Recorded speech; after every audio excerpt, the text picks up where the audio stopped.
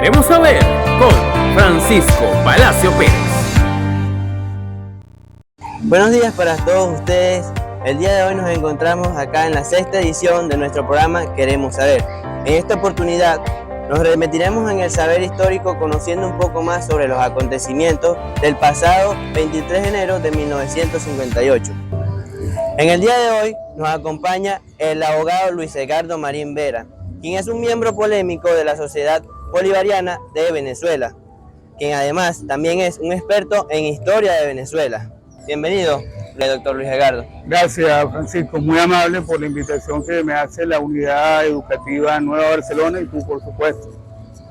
Bueno, para empezar, es un placer compartir esta información tan relevante para nosotros sobre los sucesos del 23 de enero de 1958, y quisiera saber un poco sobre quién es Pérez Jiménez y denos datos un poco relevantes sobre él.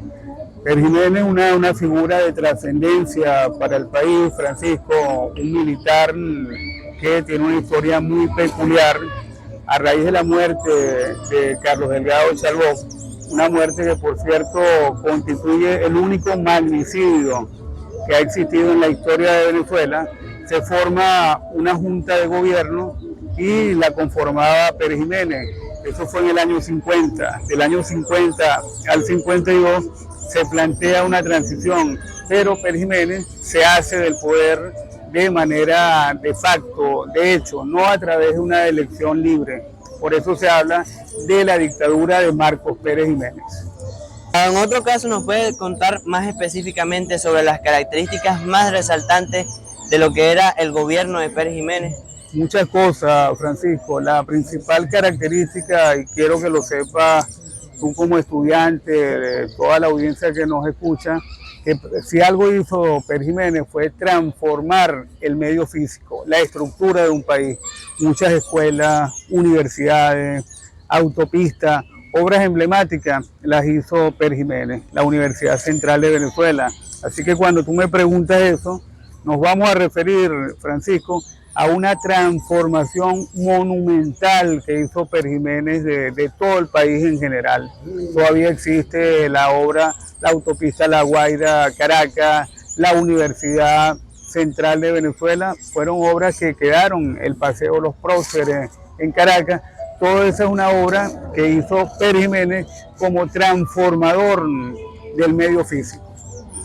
Ahora, continuando con esto, ¿puede usted explicarnos un poco acerca del contexto sociopolítico presente en Venezuela antes del 23 de enero de 1958? Ya que sabemos que en aquel entonces surgió una agrupación política llamada la Junta Patriótica, que se formó en junio del año 1957. Ahora, más específico, dígame, ¿qué objetivo perseguía esta junta? Bueno, fíjate, era otra Venezuela, una Venezuela convulsionada. Estamos hablando del año 57. Se convocó, Francisco, a un plebiscito para preguntarle al país si seguía o no seguía Pérez Jiménez. Y pues tuvo una respuesta negativa. En ese diciembre del año 57, el país le dijo no, un no rotundo a Pérez Jiménez, y perdió las elecciones. Y pues, sin embargo, él se dio como ganador con más de un 80%, cosa que en ningún momento creyó el país. Fue definitivamente un fraude que a la postre, Francisco, le va a pasar factura a Pérez Jiménez. Bueno, continuando, y gracias por esa información muy certera, doctor. Ante la crisis política que estaba viviendo el país, ¿qué anuncio hizo el general Pérez Jiménez el 14 de noviembre de 1957 al Congreso en relaciones a las elecciones presidenciales? Bueno, fíjate, la Constitución prevé, Francisco, o preveía en esa oportunidad que se iban a hacer unas elecciones, y él no hizo elecciones. Él lo que hizo fue un plebiscito donde él se da como ganador para perpetuarse en el poder. Y por supuesto, era un hecho público, notorio, la participación, había un secuestro de la prensa de la época, los medios estaban bien limitados, cosa que el país no le gustaba. El país quería libertad de expresión, quería acción, quería ejecución, y sobre todo había algo que preocupaba mucho a la gente. Es verdad que había, Francisco, seguridad, pero por el contrario no había la libertad, que es un bien preciado que todos anhelamos, y tenía un cuerpo represivo de terror, de tortura, que se llamaba la Seguridad Nacional. Ahora, como ya bien conocemos esos aspectos, si nos adentramos un poco más en los ciudadanos de esta población de aquel entonces, ¿puede usted decir que la participación de los estudiantes fue determinante para desencadenar los hechos del 23 de enero? ¿Y por qué los estudiantes tomaron la calle de Caracas el 21 de noviembre de 1957? ¿Y cuáles eran esas universidades que estaban centralizadas e involucradas en esos procesos? No solamente los estudiantes, Francisco, fue la población en general, distintos sectores, pero los estudiantes siempre han tenido un papel protagónico en la vida venezolana. Previa a la generación de esos estudiantes del 57, existió la generación del 28 con destacados líderes, y pues ya había un precedente positivo de la participación estudiantil. Y fíjate, no solamente fueron las universidades, estaba el Liceo Fermín Toro, el Liceo André Bello, el Liceo Caro, también estaba la Universidad Central de Venezuela, la Universidad Católica, y fue una cantidad considerable de estudiantes, porque el país quería un cambio, quería enrumbarse hacia el futuro, y pues veía una limitante en la acción ejecutoria de Marcos Pérez Jiménez. Ok, doctor, entonces podríamos decir que fue muy importante y muy relevante la acción que tuvieron esos estudiantes al tomar las calles de Venezuela. Y con respecto a esto, doctor Edgardo, a pesar de las protestas que se realizó, el plebiscito convocado por el general Marcos Pérez Jiménez, ¿cuáles fueron las repercusiones de estos hechos en general? Bueno, un cambio político, porque en el 57 el plebiscito, en ese plebiscito la gente está convencida que Pérez Jiménez tiene un rechazo.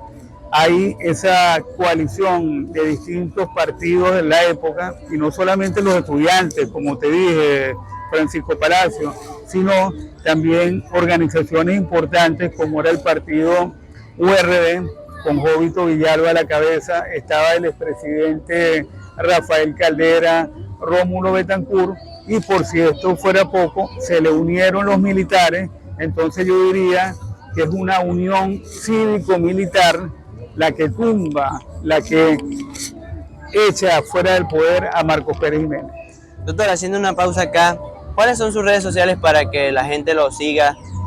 Sí, Instagram, Luis Edgardo Marín Vera. Aparte de eso, hacemos un programa en la emisora, en el circuito órbita, Esto no es cuento, esto es historia, también en la emisora Unión Radio, y pues tratamos de transmitir el saber histórico en iniciativas como la tuya y como la que yo hago, donde se difunde la historia, los valores culturales, los valores sociales, y sobre todo la juventud, Francisco, que se incorpora con esas ganas, con ese deseo de aprender.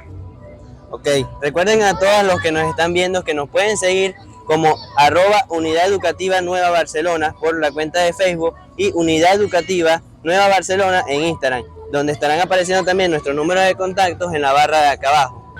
Nos vamos a una pausa y ya volvemos con más.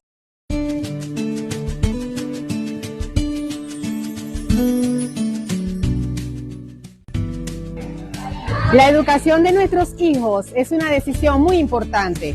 Por ello le recomendamos escoger centros educativos que dispongan de amplios espacios físicos con áreas deportivas y de juegos y aulas amplias y confortables.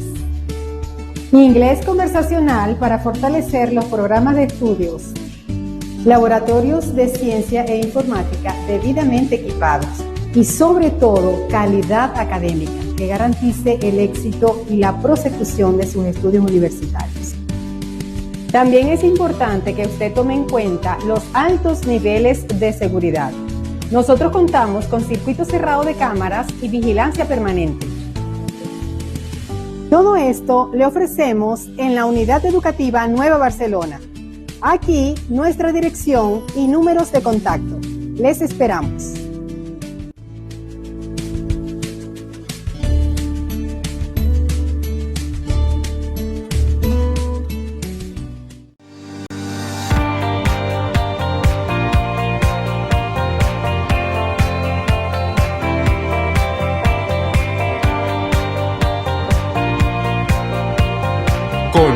Continuamos con Queremos Saber. Estamos de vuelta acá con el doctor Luis Edgardo Marín Vera, conociendo un poco más de la historia y de los acontecimientos del pasado 23 de enero de 1958. Entonces, doctor, retomando con este tema, podríamos decir que las acciones del 23 de enero de 1958 procedieron a otras acciones que reflejan la inconformidad con el régimen y la situación política en ese momento, tales como rebeliones militares, manifestaciones y huelgas. Entonces, al respecto a esto, ¿podría usted decirme cuándo se produce la primera rebelión castrense en contra de la dictadura y quiénes encabezaban esa rebelión? Claro, públicamente es una cosa y tras bastidores es otra. Eso no se hace de la noche a la mañana, pero se venía creando, Francisco, un malestar que era recogido por la población, por el pueblo de a pie, y pues ya los militares, al tener esa confianza y saber que iba a haber un respaldo del pueblo, se pronuncian. Pero concretamente lo que tú refieres, ¿cuál fue la primera? Te voy a decir que fue un coronel de la aviación, Hugo Trejo, quien tomó la iniciativa un 1 de enero, y el pueblo caraqueño se sorprendió cuando surcaban aviones. Sobrevolaban los cielos. Sí, sobrevolaban los cielos, y pues esto despertó, eso fue la llama que posteriormente se avivaría con la huelga general, con la huelga de prensa, que ya fue precedente del 23 de enero concretamente. Pero definitivamente esa fue la chispa, esa manifestación, esa rebelión por el coronel Hugo Trejo. Entonces, con esto lo que nos refleja es que prácticamente en aquel entonces Pérez Jiménez no contaba con ese apoyo cívico-militar que prácticamente es fundamental en un gobierno. Se le voltearon, Francisco, como tú lo dices. Hay una anécdota particular, el 23 de enero y ya el 22, un día antes, Pérez Jiménez hacía una consulta a todas las guarniciones del país, tanteando, viendo quién lo apoyaba, y definitivamente se dio cuenta que perdió el apoyo, y ese apoyo lo hizo pues a que huyera del país en aquello que tú debes haber, me vuelvo entrevistador, haber oído el cuento de la huida de Pérez Jiménez en la famosa Vaca Sagrada. Sí. Era un avión por donde él huyó, se fue para República Dominicana y de allí a Estados Unidos. Ahora, doctor, tengo otra pregunta muy interesante, que sería, ¿de qué se trata el manifiesto emitido el 3 de enero de 1958 por la Junta Patriótica? Bueno, fíjate, la Junta Patriótica en ese 3 de enero ya tenía la determinación de que había que buscar un cambio de gobierno, y ese manifiesto lo hacen los partidos del estatus, que eran ese entonces COPEI, URD con Jovito Villalba, COPEI con el doctor Caldera y Rómulo Betancourt.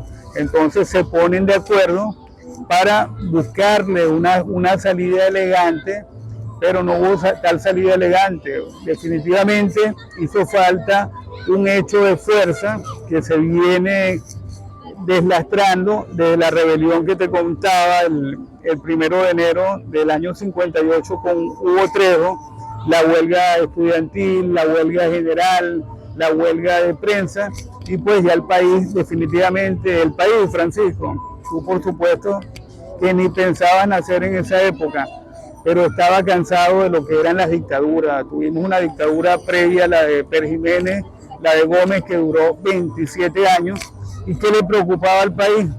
Que volverá a pasar lo mismo. Claro. Caer en la redundancia, por así decirlo. No es redundancia, y tú fíjate, tú asomas algo bien interesante. Fueron 27 años de dictadura con Pérez Jiménez.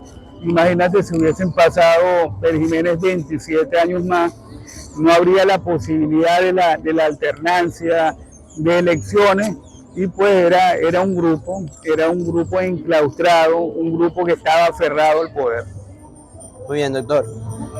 Entonces, en cuanto al 23 de enero, ¿cuáles fueron los sucesos que ocurrieron en ese día? Bueno, mucha gente dice que fue el pueblo el que se levantó únicamente, y no el pueblo. Hubo el respaldo militar que fue determinante. Si los militares no hubiesen apoyado la acción del pueblo, Pérez Jiménez no hubiese caído. Inclusive a Pérez Jiménez, cuando le preguntan, ¿usted cayó, general? Él dice, yo no cayó, quien cayó fue Venezuela.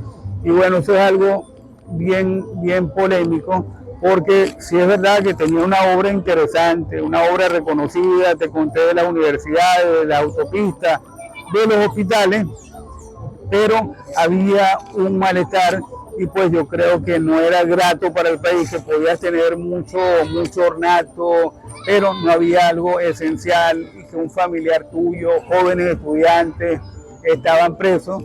Definitivamente se necesitaba un cambio en el país. Entonces, otro de esos actos relevantes también, como usted lo está diciendo, son la intervención que hacen los estudiantes en ese momento.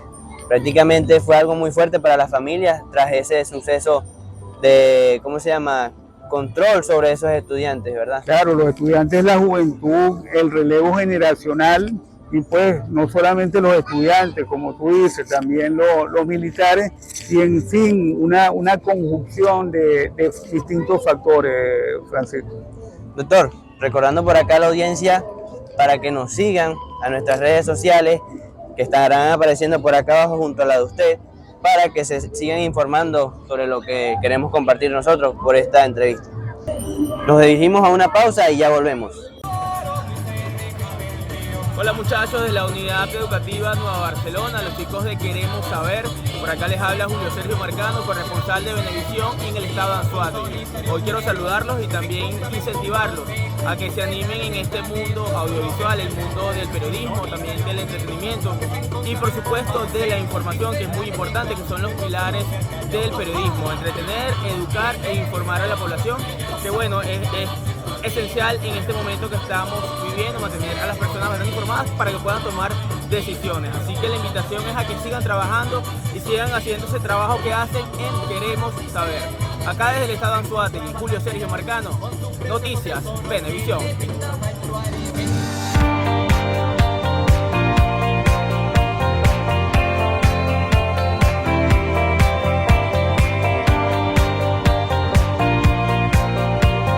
Continuamos con Queremos Saber. Y continuamos con más preguntas en nuestro programa Queremos Saber. Ahora, doctor, ¿qué eventos importantes ocurrieron durante la permanencia de la Junta de Gobierno instaurada después de la caída de Pérez Jiménez? ¿Y cómo repercutieron esos eventos en la estabilidad política de Venezuela? Bueno, tú dices Queremos Saber, yo en mi programa digo, eso no es cuento, esto es historia. Y yo creo que las dos cosas Están un poco muy relacionadas, la verdad. Están relacionadas, son importantes, Francisco, y quiero felicitarlos en medio de la entrevista porque están haciendo una labor importante. Fíjate, la pregunta concreta, ¿qué sucedió después del 23 de enero del 58? Pasó algo formidable, Francisco. Hubo lo que se llamó el Pacto de Punto Fijo. Pero cuando yo estoy hablando del Pacto de Punto Fijo, no estoy hablando del Estado Falcón. ¿A qué se refiere más específicamente? Excelente la inquietud tuya. Me refiero a que era la casa del expresidente Caldera, en esa época no era presidente. Allí se reunieron los factores de poder en esa época, que era la Unión Republicana Democrática, URD, el Partido COPEI, el Partido Comunista y el Partido Acción Democrática. Esos factores se reunieron para trazar una línea, un acuerdo político, lo que se llama el acuerdo del punto fijismo, que pues hablaba de la necesidad, Francisco, de la alternancia del poder, cosa que se cumplió porque la historia, muchos personajes la han dividido como Cuarta y Quinta República. Entonces, si vamos a hablar de la Cuarta República, tenemos que hablar a ese célebre, y no se te olvide a ti, a tus amigos, a tus coterráneos, que hubo un pacto que se llamó el Pacto de Punto Fijo, que marcó la alternancia, lo que se podía y lo que no se podía hacer, y sobre todo, Francisco, marcaron la idea de que no podíamos volver jamás a una dictadura, porque es verdad que la democracia tiene muchísimas fallas, pero con todas las fallas que tiene la democracia, que son muchas, peor es una dictadura, peor es que te torturen, claro. Francisco, peor es que tú no puedas hablar, que tú andes con miedo, y yo diría que eso obstaculiza el progreso. Como se dice, preso sin cadenas, por así decirlo. Claro. Entonces, con lo que quiere reflejar usted, ¿cómo eso tuvo influencia en la familia venezolana mayormente? ¿Cómo influenció esos actos después del 23 de enero? Bueno, fíjate, tiene una proyección, Francisco, hasta nuestro día. Tú, por ejemplo, tú eres muy joven, pero pensamos que los que nacimos después del año 58, nacimos en una democracia donde tú tenías derecho a escoger la carrera que a ti te gustara, tú tenías derecho a opinar libremente, a pertenecer a una agrupación política, porque si algo pasaba en la época de Pérez Jiménez, es que él odiaba a los partidos políticos. Él veía con malos ojos el derecho a reunión, el derecho a congregarse personas, porque veía un temor, pensaba que lo podían tumbar, pues, y él cuidaba muchísimo su cargo. Entonces, doctor, como otra pregunta más, ¿podría explicarnos brevemente, según ya lo que estaba usted diciendo, cómo se realizaron las nuevas elecciones presidenciales después del 23 de enero del 58 y cómo se desenvolvió esta jornada? Diciendo usted que Pérez Jiménez no le gustaba la participación de otros partidos políticos dentro de esas jornadas presidenciales, por así decirlo. Claro, estás agarrando la esencia y es interesante porque es parte de la historia de Venezuela. ¿Quién suplantó, quién sucedió a Pérez Jiménez? Una junta de gobierno que la encabezaba Wolfgang Larrazábal, el vicealmirante Wolfgang Larrazábal, que era oriental, era de Carúpano, muy tierra, prácticamente. Sí, muy oriental Wolfgang Larrazábal, y llegó porque él era el militar de mayor antigüedad y tenía muchos méritos, y él inclusive fue parte de la junta de gobierno y además, Francisco, fue candidato en las elecciones que se hicieron a partir del año 60, donde compitió él, Wolfgang Larrazábal, compitió Betancourt, compitió Caldera, y el orden de llegada ganó Rómulo Betancourt, de segundo estuvo Wolfgang Larrazábal, y de tercero el doctor Caldera, entre otros. Pero lo bonito de esa historia es que ya tú ves que tenías alternativas para escoger. Podías votar por Caldera, que fue muchísimas veces candidato presidencial y después 2 veces presidente de la República, Rómulo Betancourt, y bueno, en esa oportunidad Wolfgang Larrazábal, que era el favorito, la gente creía que iba a ganar Wolfgang Larrazábal, y la historia nos dio otro resultado. Yo diría que ahí pasó algo, Francisco, que Venezuela no quería militares. Por el miedo, por así decirlo. Sí, claro, el miedo a la bota, pues, por decirlo con un ejemplo. No quería esos militares. Teníamos a Gómez, tuvimos a Pérez Jiménez, tuvimos a Medina Angarita, una historia de muchos militares, y pues querían buscar un personaje civil, que en este caso fue Rómulo Betancourt. Muy bien, doctor. Para finalizar, doctor, ¿podría enviar un mensaje a compañeros en relación a los valores históricos y democráticos de nuestra república? Claro, fíjate, lo primero que quiero decirles a todos es que hay que estudiar la historia. Yo creo, me imagino que tú también te vas a convencer, la historia es cíclica. La historia muchas veces se repite. De la historia hay que recoger las cosas buenas, las cosas malas, hay que analizarlas para no repetir. Y pues esa historia está llena de intríngulis, de casos de maltrato, de triunfos heroicos, de una cantidad de sucesos que definitivamente marcan un antes y un después. Y no debe, Francisco, en ningún momento cometerse esos errores. Pero por supuesto, tú me pides un llamado a que ustedes como jóvenes estudien la historia, se formen, aprendan, transmitan el conocimiento y definitivamente yo creo en la meritocracia. Háblame un poco, ya va, antes de continuar, ese término, meritocracia. Los méritos, el conocimiento, la calidad académica, la calidad provisional no se puede improvisar en un cargo tan importante, en un cargo como el de presidente de la República. Existen de verdad las personas empíricas que no pasaron por una universidad y tienen un conocimiento, pero yo creo que debe haber la calificación. Yo me imagino que tú, Francisco, me estás haciendo esta entrevista porque la Unidad Educativa Nueva Barcelona considera que eres un estudiante aventajado.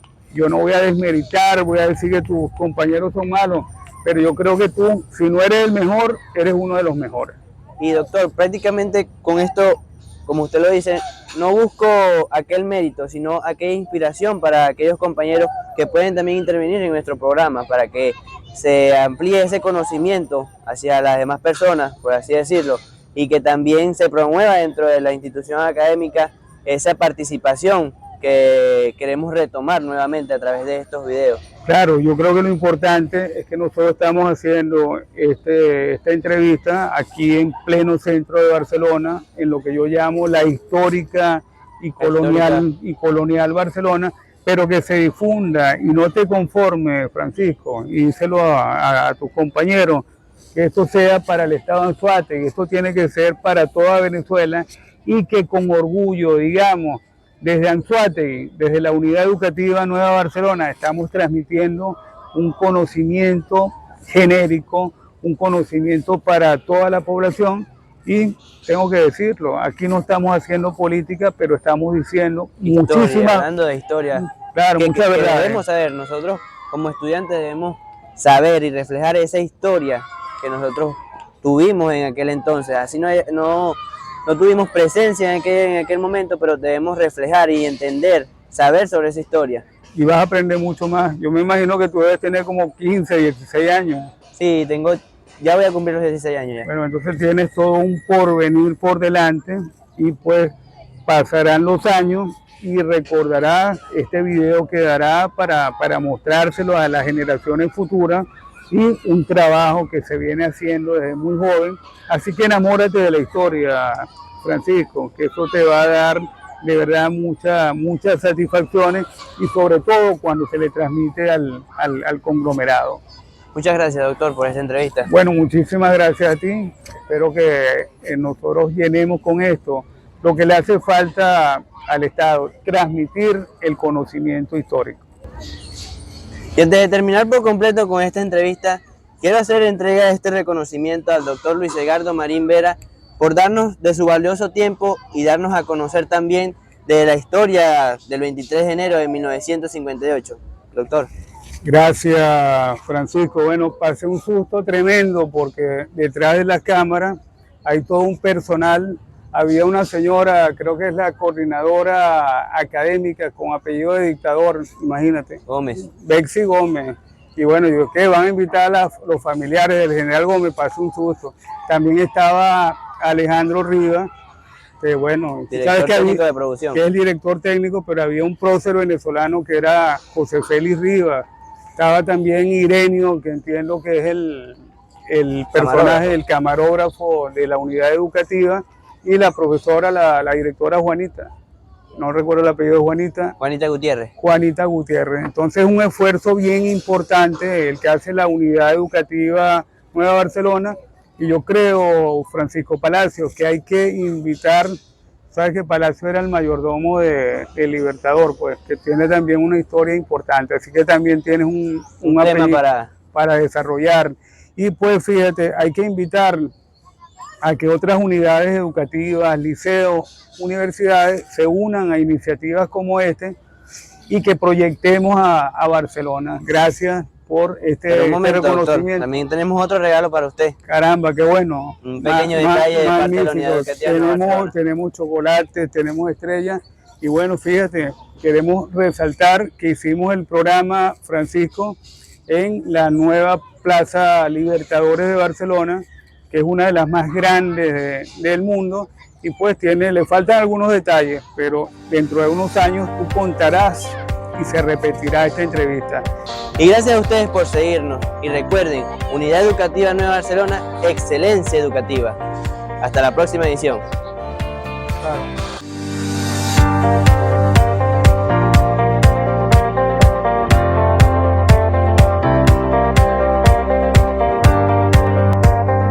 Entrevistas. Queremos saber con Francisco Palacio Pérez.